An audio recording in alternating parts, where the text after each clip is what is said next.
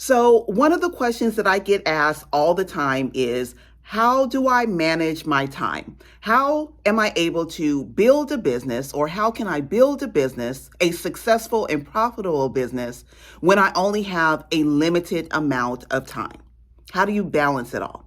And this is a really great question because a lot of the ladies, a lot of the women in my programs and who purchase the Womenpreneur line of products, they are moms. They have families. They have kids that they're raising. They have husbands that they are tending to and need to be available for. They have spouses that they are taking care of. They are building their business outside of their 9 to 5 or their primary obligations. So it can be challenging finding time to do the things necessary to build a wildly successful and profitable business. So how do you manage it all? Let's talk about it. So the first thing that you need to do is that you actually need to give yourself permission to slow down. Sometimes you need to slow down to speed up. And when you feel as if you have too much on your plate, or you don't feel as if you're getting the most out of the time that you do have, or that you feel like you're busy but not productive, what I want you to do is I want you to take a step back. I want you to put yourself on pause, and then I want you to take a deep breath and give yourself permission to take things one step at a time. One step at a time. There is one thing to know the overall plan, to have the overall vision and the goals mapped out in your mind. But it's a totally different thing to execute that plan. And this is where a lot of women get stuck. They have the vision. They're not short of the passion, the desire, the motivation, the will to make it happen. They have all that. It's just how do I find the time to execute what needs to be done? And that is what keeps a lot of ladies from really realizing their dream business. It's time. And for me, one of the biggest mistakes that I made was trying to execute everything all by myself. To do all the things and to do all the things at once. And as an ambitious type A, want to do it all myself, and I'll do it with or without you type of girl, I was always willing to dive headfirst into everything and to take on more than what my time actually allowed for me to do.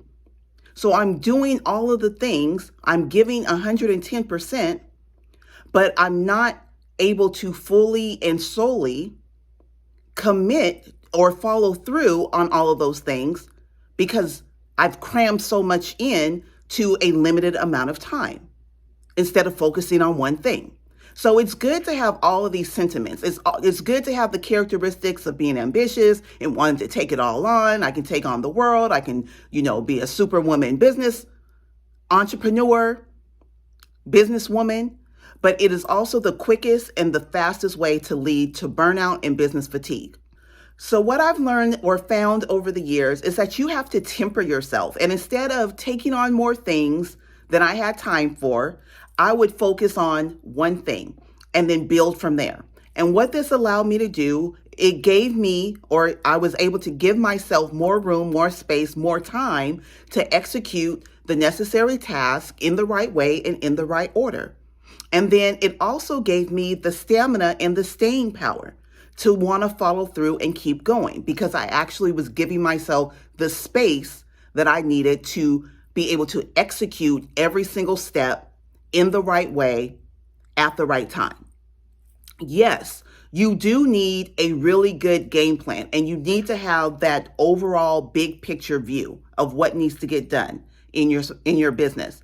And inside of Womenpreneur University, you're going to find a really detailed roadmap or game plan for building your wildly successful business or online empire.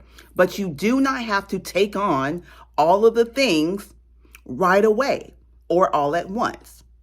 So the next thing that I want you to recognize is that time is your most precious commodity. It is your most prized asset.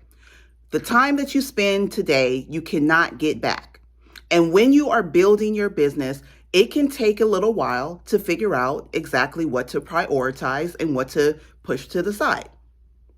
I'm 10 years into building my business, and you can't get or build a business without staying power, which means finding the time to make your business work with the time that you do have. And this, for a lot of you ladies, is going to mean you need to become masters of protecting your time. You have to protect your time.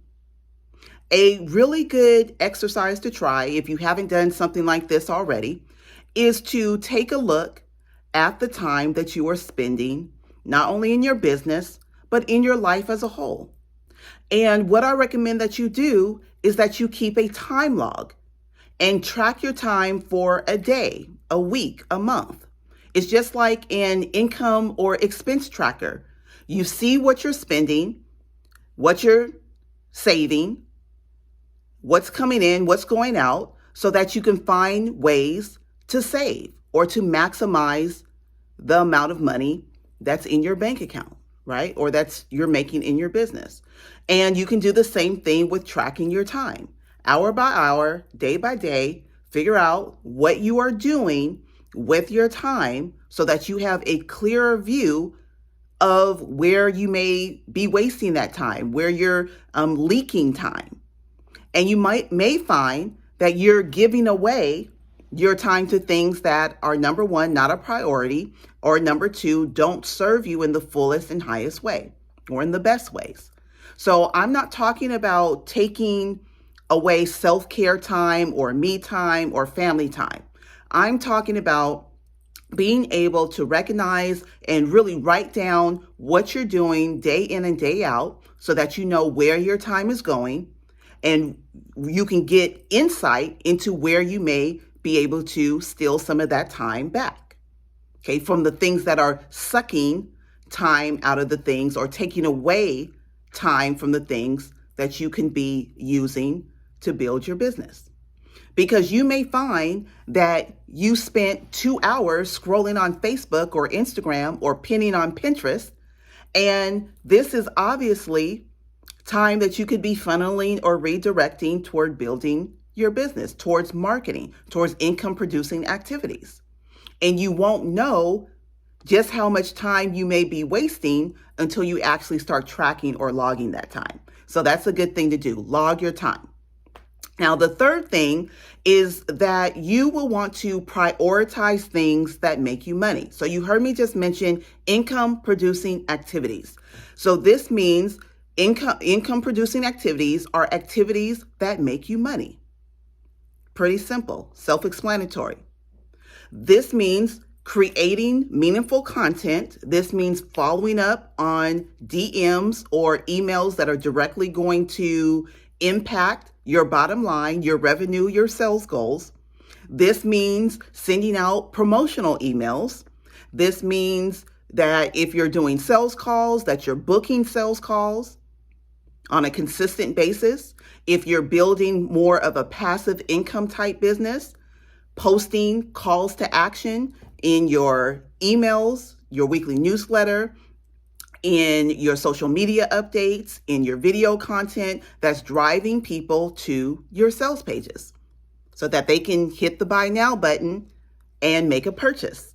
Okay, these are income producing activities, and income producing activities mean doing the things that are going to get you more customers and clients.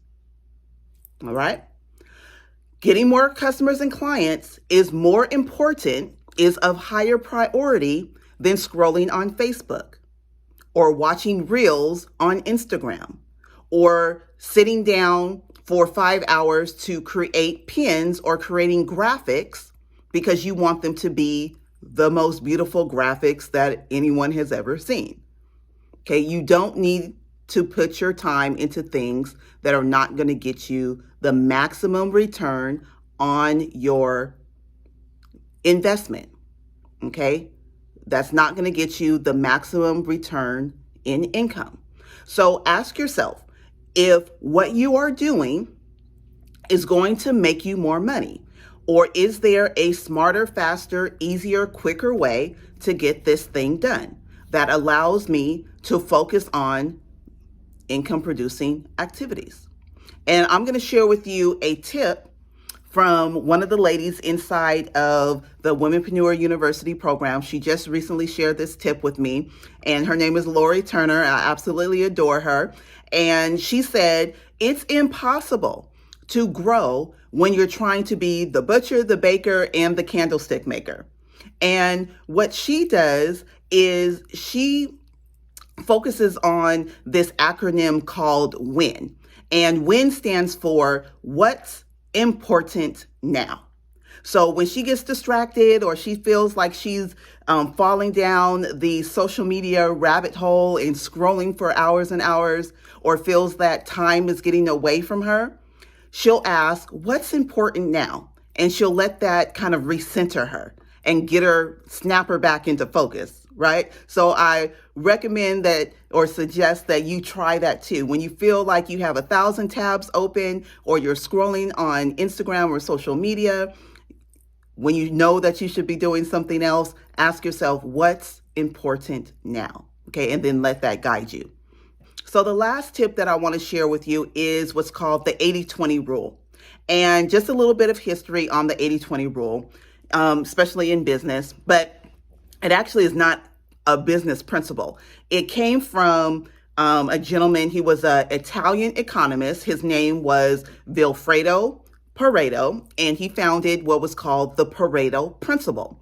And he found that 80% of the land in Italy was owned by 20% of the population. But what was important about this finding was that this 80-20 distribution occurs quite often.